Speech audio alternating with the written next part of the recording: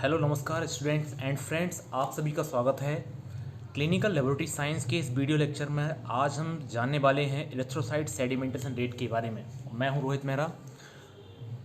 सबसे पहले हम यहां पर इलेक्ट्रोसाइट सेडिमेंटेशन रेट की डेफिनेशन के बारे में जानेंगे। Electrocyte sedimentation rate is a rate at which the RBC settle down. Normally, the red blood cells remaining suspended uniform in circulation if the blood is mixed with an anticoagulant and allowed to stand a vertical tube. The red cells settle down due to gravity with the suspended layer of clear plasma.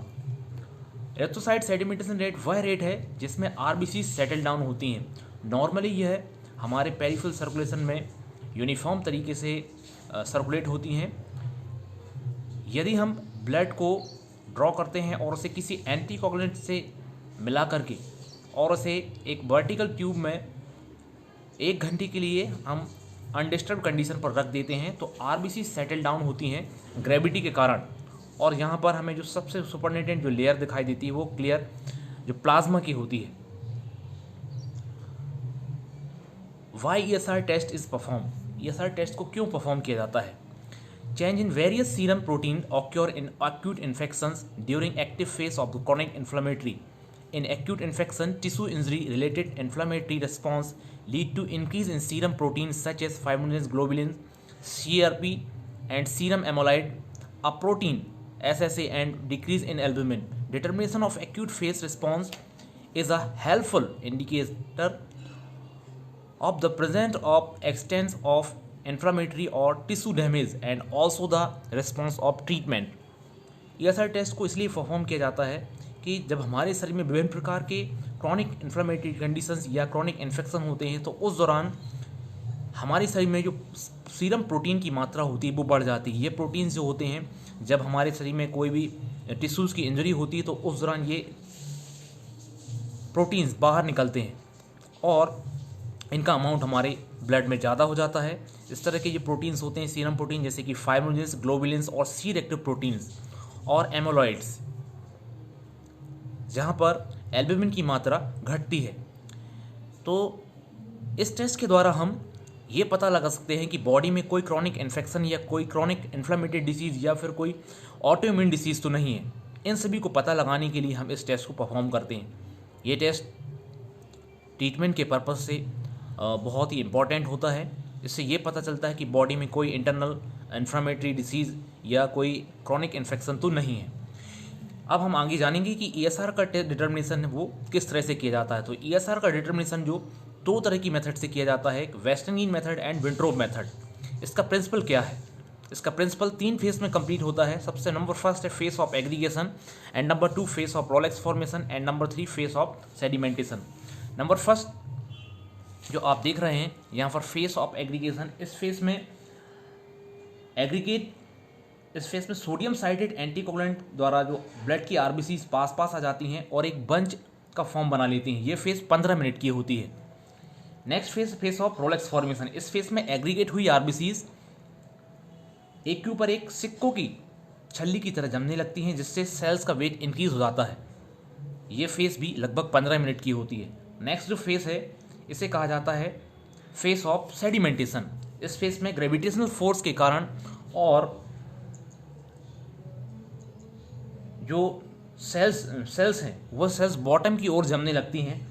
यह face लगभग जिससे जमने लगती हैं और यह face जो होती है वो लगभग 30 मिनट की होती है। इस तरह से 1 घंटे के अंदर में हम ESR की वैल्यू को प्राप्त कर लेते हैं।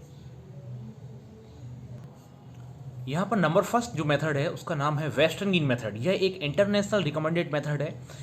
इन this method western tube is use to determination of ESR। इस मेथड में वेस्टर्न ट्यूब को यूज किया जाता है ESR डिटर्मिनेशन के लिए। सबसे पहले हम वेस्टर्न ट्यूब के बारे में जानेंगे। This is the tube is the 300 mm long and open on both ends. ये जो ट्यूब होती है वो दोनों 300 mm लॉन्ग ट्यूब होती है। ये दोनों किनारों से ओपन होती है। It is marked on 0 to 200 from the above downward. Western Green tube is used to only for determination ESR. यह ट्यूब जो होती है इसमें यदि मार्किंग की बात की जाए इसमें 200 की मार्किंग होती है और 100 mm की नॉन ग्रेजुएटेड मार्किंग पाई जाती है। इस ट्यूब का यूज़ केवल ESR डिटर्मिनेशन के लिए किया जाता है। इसमें 1.6 ml of blood is mixed with the 0.6 ml of 3.8% sodium citrate anticoagulant and loaded in the Western tube. The ratio blood and blood anticoagulant is 4:1. यहाँ पर सबसे इम्पोर्टेंट बात ये है कि जो ब्लड सैंपल है उसमें 1.6 ml लिया जाता है और 0.4 ml 3.8% सोडियम साइट्रेट एंटीकोगुलेंट के साथ मिक्स करके उसे हम ट्यूब में फिल कर देते हैं। और यहाँ पर जो एंटीकोगुलेंट और जो ब्लड का रेशो जो होता है वो 4:1 है। यहाँ पर ये बहुत इंपॉर्टेंट चीज़ पूछी जाती है कि ब्लड और एंटीकोगुलेंट का रेशो क्या होता है, तो 4:1। This tube is filled in the stand vertically and left undisturbed. The reading is the taken at the end of first hour. और इस ट्यूब को हम अनडिस्टर्ब कंडीशन पर 1 घंटे के लिए वर्टिकल स्टैंड पर रख देते हैं और 1 घंटे बाद हम ESR की वैल्यू को प्राप्त कर लेते हैं। स्पेसिमेन में यहाँ पर हमें सोडियम साइट्रेट एंटीकोगुलेटेड ब्लड लगेगा। रिक्वायरमेंट में western tube stand and holding for the tube and timer और स्टॉप वॉच। यहाँ से आप इस तरह से ये ट्यूब को देख सकते हैं। ये जो ट्यूब देख रहे हैं आप, ये ट्यूब कांच की बनी हुई ट्यूब होती है। इसमें 0 से लेकर के 200 तक की मार्किंग होती है और ये ट्यूब जो होती है दोनों ओर से ओपन होती है। इसका जो इंटरनल डायमीटर होता है वो 2.5 mm का होता है। इसमें यदि हम ब्लड सैंपल को फिल करने के लिए हम इसमें रबर बल्ब का यूज करते हैं या फिर मैकेनिकल डिवाइस का यूज किया जाता है। और इस तरह से ये जब इसमें रबर बल्ब को हम यहाँ अटैच कर देते हैं तो ये ट्यूब जो है वो वेस्टर्न पिपेट बन जाती है। आइए हम जानते हैं प्रोसीजर के बारे में। इसका प्रोसीजर क्या है, तो सबसे पहले हमें ये जो ट्यूब दिखाई दे रही है, इस ट्यूब में हम इसका 0 मार्क ऊपर साइड में 0 जो मार्क दिखाई दे रहे हैं इसमें ऊपर हम यहाँ पर रबर बल्ब को अटैच कर देते हैं। और फिर हम जो इस ट्यूब को